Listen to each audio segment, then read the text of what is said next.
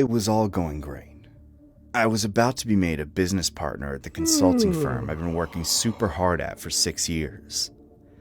All my focus was going to pay off, and I could not be more excited about it. That morning, I woke up and did my usual routine, hopped in the shower, brushed my teeth, and made some eggs for breakfast. I was going to get coffee from the place around the corner. "Good morning, David. What can I get you today?" The barista greeted me warmly. She had been working there for years, so we were past the stranger stage. "Good morning, Susie. I'll have a flat white, please." After we exchanged some life updates, I was on my way to the office. The walk to the office was quite short.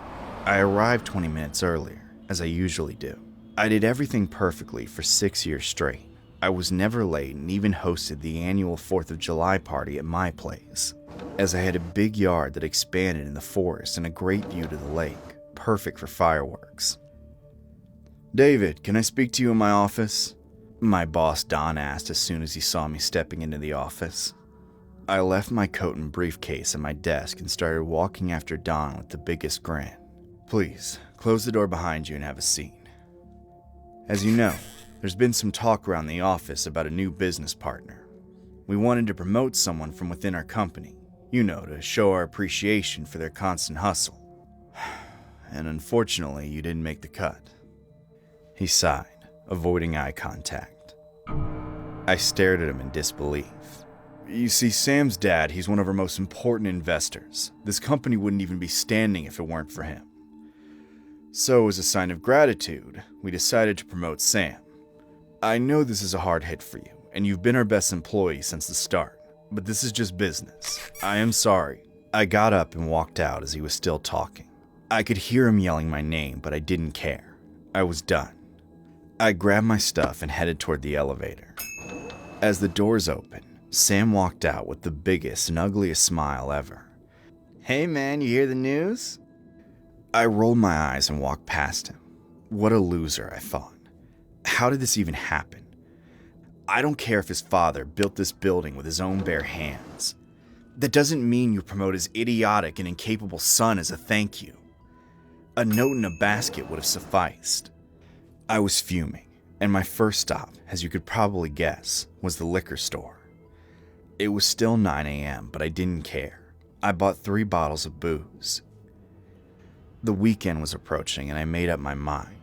I'll be putting my phone on Do Not Disturb and drink my sorrows away. Monday, I'd look for a new job. The plan was easy, and I was ready to forget this whole thing. I got home before 10 a.m. and grabbed a glass. My comfort show, Friends, was playing in the background. I took off my suit and threw it on the floor. I won't be needing that today. I started playing a drinking game. Every time I laughed, I took a sip. But somehow, after 15 episodes and a bunch of laughter, I finished more than half of my bottle. I was dizzy but still conscious. The anger started getting to me, so I took another sip. I woke up still on the couch, confused. I didn't know what time it was. My blinds were closed, and the only source of light was my TV. I didn't even know where I left my phone, probably still in my briefcase. Then I remembered. Sam's place, or more like his dad's place, was just on the other side of the forest. I could drop by and tell his dad what's what. Fueled by rage, I got dressed in black clothes and headed out the door.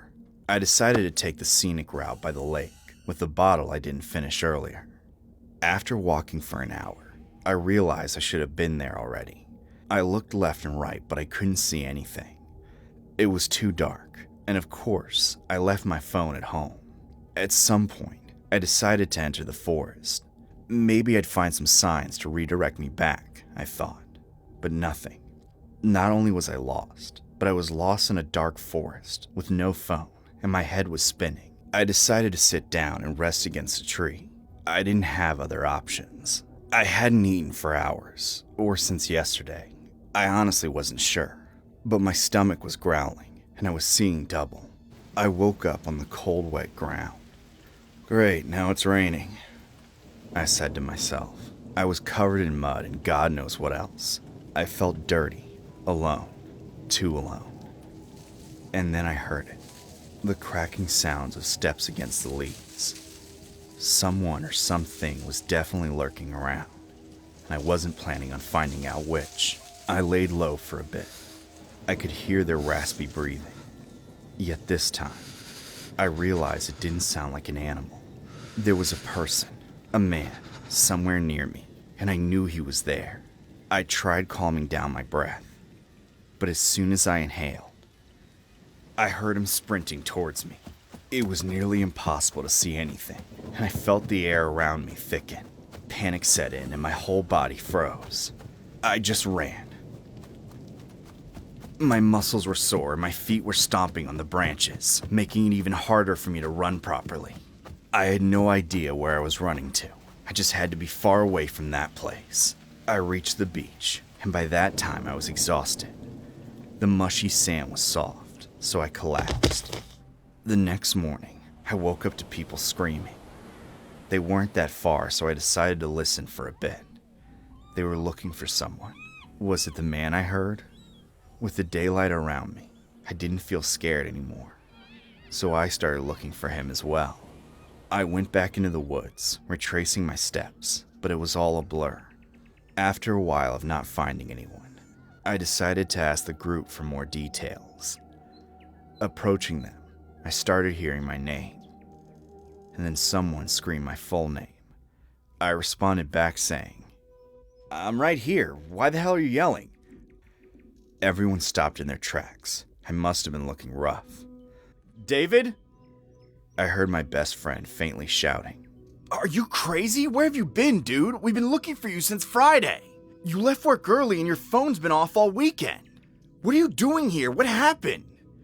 I was completely puzzled, and due to the lack of food, I must have passed out again, because I woke up in the hospital with my family and friends next to me.